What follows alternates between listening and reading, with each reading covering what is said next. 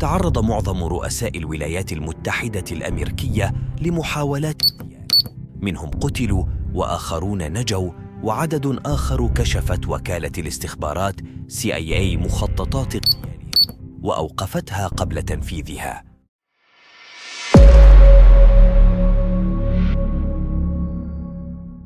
ومن الرؤساء الأمريكان الذين اغتيلوا الرئيس السادس عشر أبراهام لينكولن. ولد أبراهام توماس لينكولن عام 1809 في ولاية كنتاكي، وهو أول رئيس أمريكي يتعرض للاغتيال. ترشح عام 1832 لعضوية الجمعية العمومية بولاية إلينوي عن حزب الويج اليميني الذي تحول فيما بعد إلى الحزب الجمهوري، وفاز بالانتخابات الرئاسية عن حزبه في 1860 ليصبح الرئيس الأمريكي السادس عشر. يشتهر لينكولن بثلاثة إنجازات، وهي الحرب الأهلية التي أعاد فيها الولايات الجنوبية الانفصالية إلى الحكم المركزي بقوة السلاح، وحظر العبودية في البلاد، وتوحيد النظام المصرفي الذي كانت تسيطر عليه عائلة روتشيلد اليهودية. لينكولن عام 1865 في مسرح فورد في العاصمة واشنطن، حيث تم إطلاق النار عليه أثناء مشاهدته مسرحية هو وزوجته، ثم مات في اليوم التالي وهو في مطلع ولايته الرئاسية الثانية. قامت الشرطة بالبحث الشامل في البلاد عن القاتل جون ويلكس بوث ومساعديه، وقتل بوث أثناء رفضه الاستسلام. الرئيس العشرين جيمس غارفيلد. ولد جيمس أبرام غارفيلد عام 1831 في ولاية أوهايو، ونشأ على يد والدته الأرملة. كان داعماً للحزب الجمهوري وشارك في الحرب الأهلية، ثم انتخب لعضوية مجلس النواب الأمريكي عام 1863 وخدم فيه حتى انتخب رئيساً في 1880. غارفيلد عام 1881 بعدما أطلق عليه شارلز جوليوس جيتو الرصاص مرتين من مسافة قريبة في محطة قطار في واشنطن. وعانى غارفيلد أكثر من شهرين قبل وفاته متأثراً بجراحه، ولم تدم رئاسته سوى 6 أشهر، وحكم على جيتو بالإعدام شنقاً عام 1882. الرئيس الخامس والعشرين ويليام ماككينلي. ولد ويليام ماككينلي عام 1843 في ولاية أوهايو، وكان مدرساً عندما اندلعت الحرب الأهلية، فترك الدراسة وانضم لجيش الاتحاد ضد الولايات المنشقة. مثل ماككينلي ولاية أوهايو في مجلس النواب من 1877، واستمر في عضويته 14 سنة، ثم شغل منصب حاكم أوهايو لولايتين قبل أن ينتخب رئيساً في 1897، وقاد البلاد إلى النصر في الحرب الإسبانية الأمريكية. قتل ماككينلي عام 1901 في بداية ولايته الرئاسية الثانية أثناء زيارته لمعرض في نيويورك، وبعد إلقائه خطاباً أصر على مصافحة الجمهور، رغم أن بعض مستشاريه عبروا عن تحفظهم على حضوره الحدث. اقترب ليون تشولغوش من ماككينلي وأطلق عليه النار مرتين في بطنه وصدره، ومات ماككينلي بعد بضعة أيام، بينما أعدم تشولغوش بعد ذلك على الكرسي الكهربائي ثم أذيب في مادة الكبريت. الرئيس الخامس والثلاثين جون كينيدي. ولد جون فيتزجيرالد كينيدي عام 1917 في بروكلاين بولاية ماساتشوستس، وعمل في الخدمة العسكرية وشارك في الحرب العالمية الثانية، ومثل ولاية ماساتشوستس من 1947 حتى 1960 في مجلس النواب ثم في مجلس الشيوخ. وكانت هذه التجربة دافعاً له لدخول السباق الرئاسي مرشحاً عن الحزب الديمقراطي، حيث واجه المرشح الجمهوري ريتشارد نيكسون وفاز عام 1961. امتدت فترة رئاسته لأقل من 3 سنوات، كما تعامل مع عدد من أخطر الأزمات على الصعيد الدولي في إطار الحرب الباردة مع الاتحاد السوفيتي. جون كينيدي في 22 من نوفمبر عام 1963 وعمره 46 عاماً حينما أطلق عليه الرصاص وهو في سيارة مكشوفة برفقة زوجته جاكلين في زيارة رسمية إلى مدينة دالاس بولاية تكساس، وأثناء نقل القاتل هارفي أوسفالد إلى السجن بعد يومين من الحادث تم إطلاق النار عليه ومات. الرئيس السابع أندرو جاكسون. ولد أندرو جاكسون عام 1767 في ساوث كارولاينا، ولم تكن فرص التعليم متوفرة في منطقته، ولكنه رغم ذلك اجتهد وتعلم وأصبح محامياً مشهوراً في ولاية تينيسي. كان أول رجل ينتخب من تينيسي في مجلس النواب، وخدم لفترة قصيرة في مجلس الشيوخ، وأصبح بطلاً قومياً عندما هزم البريطانيين في نيو أورلينز عام 1812 أثناء حرب الاستقلال. حكم جاكسون البيت الأبيض بين عام 1829 و 1837، واشتهر بدعوته خلال أول خطاب سنوي له إلى حذف مؤسسة المجمع الانتخابي. تعرض لمحاولة اغتيال أثناء حضوره جنازة في عام 1835، حيث هاجمه رجل بعد انتهائها وحاول إطلاق النار عليه مرتين بمسدسين مختلفين، ولكنه فشل في اغتياله. واتهم جاكسون معارضين سياسيين له بالوقوف وراء هذه المحاولة. الرئيس السادس والعشرون ثيودور روزفلت. ولد ثيودور روزفلت عام 1858 في نيويورك. تلقى تعليمه في المنزل قبل أن يلتحق بجامعة هارفارد، ثم بدأ بدراسة الحقوق في جامعة كولومبيا، ولكنه سرعان ما امتهن السياسة والكتابة. تولى رئاسة الولايات المتحدة عام 1901 بعد اغتيال ويليام ماككينلي، وأعاد إحياء الحزب الجمهوري الذي كان على وشك الزوال. فاز بجائزة نوبل للسلام عام 1906 لتوسطه في إنهاء الحرب الروسية اليابانية. ترك كرسي الرئاسة عام 1909 بعد فترتين رئاسيتين، ثم عاد مجدداً وترشح عام 1912. وأثناء حملته الانتخابية في مدينة ميلواukee أطلق عليه جون شرانك رصاصة استقرت في صدره، ولكنها لم تقض عليه بسبب علبة النظارات المعدنية وبعض الأوراق المطوية التي أعاقت تأثيرها. ولاحقاً كشفت نتائج التحقيق إن شرانك مختل عقلياً، وأرسل إلى مستشفى وبقي فيها حتى وفاته عام 1943. الرئيس الثاني والثلاثون فرانكلين روزفلت. ولد فرانكلين روزفلت عام 1882 في نيويورك، وهو ابن عم الرئيس ثيودور روزفلت. تلقى فرانكلين تعليماً منزلياً حتى سن 14، ثم حصل على شهادة البكالوريوس من جامعة هارفارد في 3 سنوات فقط، ثم التحق بكلية القانون بجامعة كولومبيا، ولكنه ترك الدراسة فيها بدون الحصول على شهادة. انتخب رئيساً عام 1932 واستمر 4 فترات رئاسية، ونجح في مواجهة أزمة الكساد الكبير، وعمل على إصلاح القطاعات المالية والزراعية والصناعية، وأنشأ مؤسسات وظف من خلالها أكثر من 3 ملايين شاب من العاطلين عن العمل. في 15 من فبراير عام 1933 أطلق جوزيبي زنغارا 5 طلقات على روزفلت أثناء إلقائه خطاباً من سيارة مفتوحة. أخطأ زنغارا هدفه، لكنه أصاب 5 آخرين، من بينهم عمدة شيكاغو أنتون شيرماك الذي توفي لاحقاً متأثراً بجراحه، وأدين القاتل وأعدم عام 1933. الرئيس الثالث والثلاثون هاري ترومان. ولد هاري ترومان عام 1884 بولاية ميسوري، وبعد تخرجه من الثانوية العامة عام 1901 عمل موظفاً في بنك بمدينة كانساس.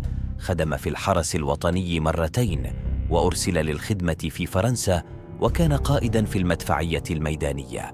تولى الرئاسة عام 1945 بعد وفاة روزفلت، وأمر بإلقاء القنبلتين الذريتين على هيروشيما وناغاساكي. تعرض ترومان لمحاولة اغتيال بينما كان يقيم في بلير هاوس في نوفمبر عام 1950 عندما اقتحم مسلحان المكان، لكنه لم يصاب بأذى، وقتل شرطي وأصيب آخران، وكذلك أحد المهاجمين في تبادل لإطلاق النار.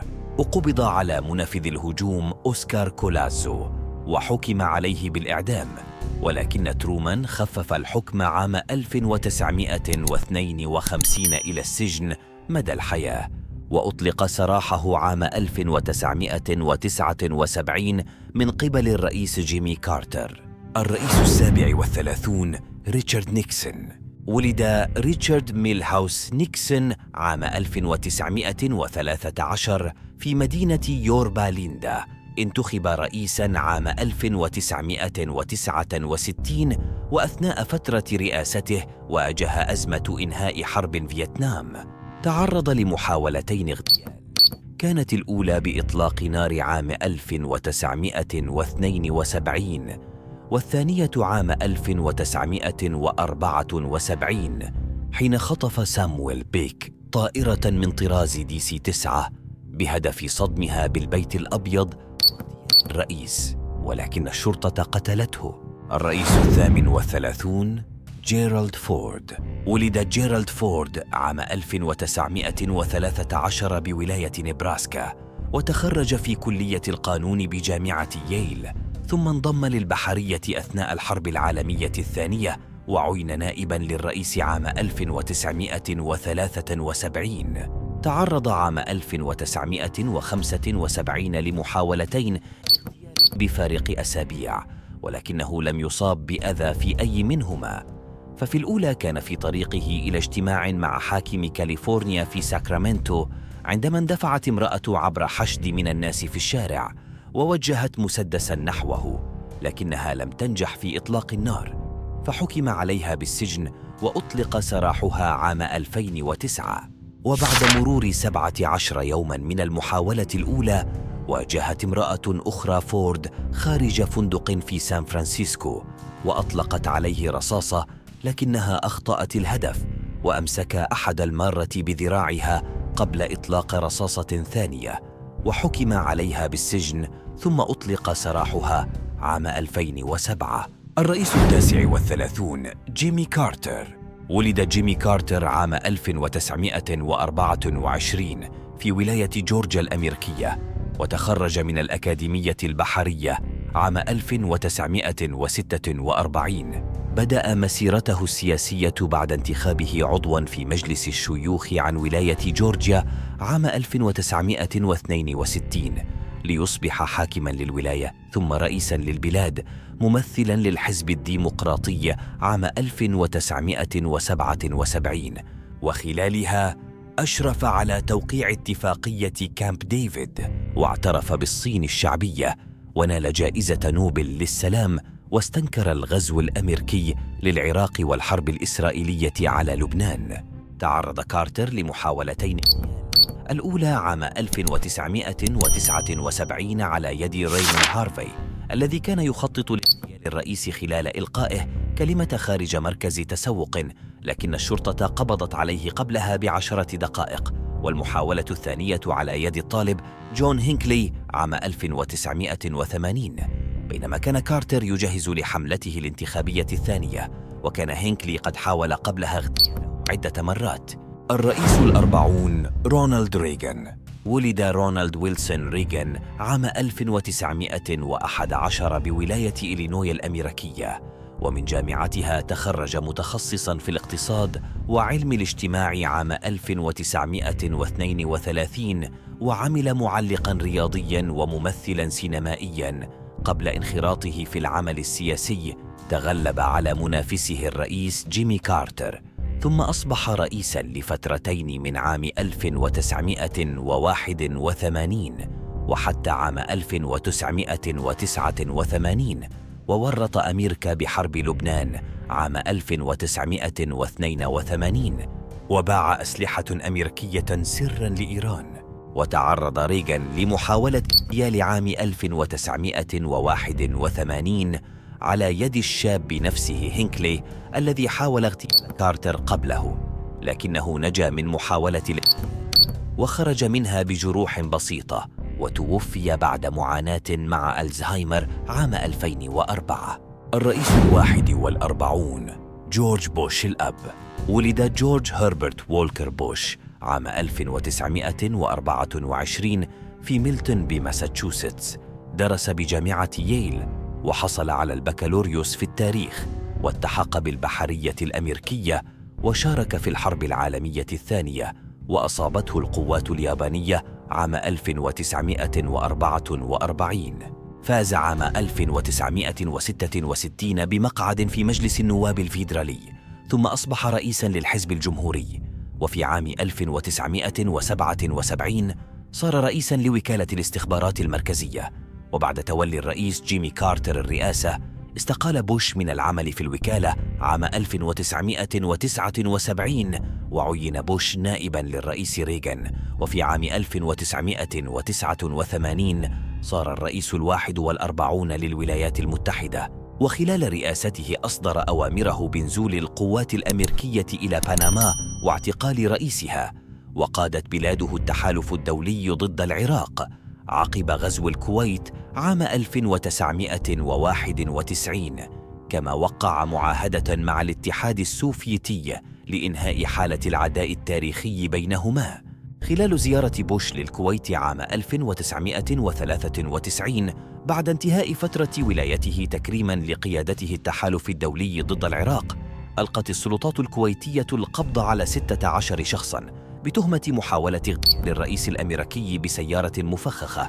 وتهمت أمريكا المخابرات العراقية بالوقوف وراء المحاولة، وردت بقصف العراق ب23 صاروخ كروز.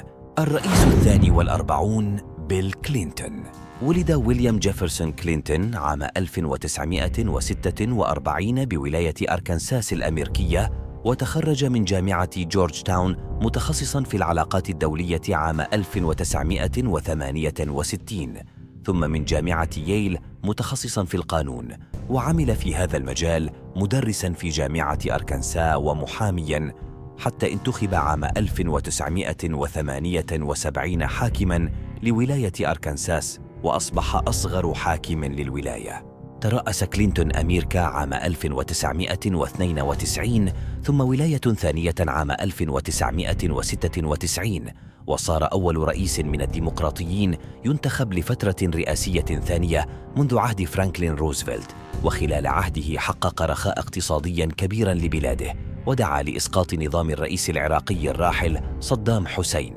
لحقته الفضائح خلال رئاسته حتى كادت تطيح به من الرئاسة، وحاول مجلس النواب الأمريكي إقالته عام 1998 بتهم الحنث باليمين وعرقلة سير القانون، لكن قام مجلس الشيوخ بتبرئته عام 1999 وأكمل فترة ولايته. تعرض كلينتون لعدة محاولات، 3 منها عام 1994، الأولى على يد رونالد جين باربر الذي حاول اغتياله أثناء ممارسته الرياضة، والثانية على يد فرانك يوجين كودر الذي صدم طائرته بالبيت الأبيض لاغتيال كلينتون، والثالثة على يد فرانسيسكو مارتن دوران الذي أطلق النار باتجاه البيت الأبيض، لكن سياحاً كانوا هناك انقضوا عليه وأمسكوه حتى اعتقلته الشرطة. الرئيس 43 جورج بوش الابن. ولد جورج دبليو بوش عام 1946 في نيو هيفن كونكتيكت، وأتم دراسته الجامعية في التاريخ عام 1968، والتحق بعدها بالحرس الجوي الوطني لولاية تكساس بقاعدة إلينغتون، ثم اشتغل بقطاع الأعمال وأسس شركة بوش للتنقيب عن البترول والغاز لمدة 11 عاماً، الأمر الذي أكسبه خبرة وعلاقات واسعة في مجال البتروكيميائيات. أصبح بوش الابن رئيساً للبلاد عام 2000، وخلال عهده تم تفجير برجي مركز التجارة العالمي وجزء من مبنى البنتاغون في 11 من سبتمبر عام 2001. واتهمت إدارة بوش بالوقوف خلف تلك الهجمات، فوجهت أهدافها العسكرية نحو أفغانستان، وبعدها وضعت عدة منظمات عربية وإسلامية في قائمة ودول منها العراق وإيران.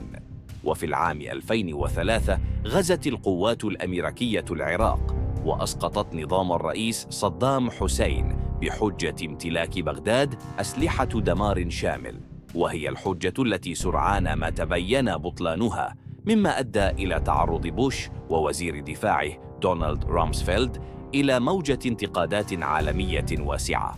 عام 2005 تعرض بوش الابن لمحاولة بينما كان برفقة الرئيس الجورجي ميخائيل ساكاشفيلي في العاصمة الجورجية، حيث ألقى أحد القوميين ويدعى فلاديمير أروتيونيان قنبلة باتجاههما، لكنها لم تنفجر. الرئيس الرابع والأربعون باراك أوباما. ولد باراك أوباما عام 1961 في هونولولو بهاواي الأمريكية. تخصص بالعلوم السياسية والعلاقات الدولية من جامعة كولومبيا، والحقوق من جامعة هارفارد عام 1991، وبعدها انضم للحزب الديمقراطي بولاية إلينوي، وعام 2004 فاز في انتخابات الكونغرس، فأصبح أول أمريكي من أصول أفريقية يفوز بعضوية الكونغرس. عام 2008 انتخب رئيساً للبلاد ليصبح أول رئيس لأمريكا من أصول أفريقية، وعام 2012 فاز بولاية ثانية، وخلالها حاول تحسين صورة الولايات المتحدة الأمريكية في العالمين العربي والإسلامي بعد حملة الحرب على الإرهاب التي شنتها بلاده، لكن ذلك لم يغير من موقف حكومته ودعمها المطلق لإسرائيل، وأعلن سحب قوات بلاده من العراق وإنهاء وجودها العسكري في أفغانستان عام 2014. وتعرض أوباما لعدة محاولات أشهرها عام 2011، حيث أطلق أوسكار هرنانديز 8 رصاصات على الأقل باتجاه البيت الأبيض الذي كان يومها خالياً من الرئيس وأسرته. وكان الجاني يكره أوباما وواشنطن، إذ كان يضع الرئيس بمنزلة الشيطان والمسيح الدجال، ويعتبر نفسه يسوع العصر الجديد وفارس الرب. إذا أعجبتكم الحلقة لا تنسوا الاشتراك في القناة والضغط على زر الإعجاب، ومشاركتنا آراءكم في التعليقات.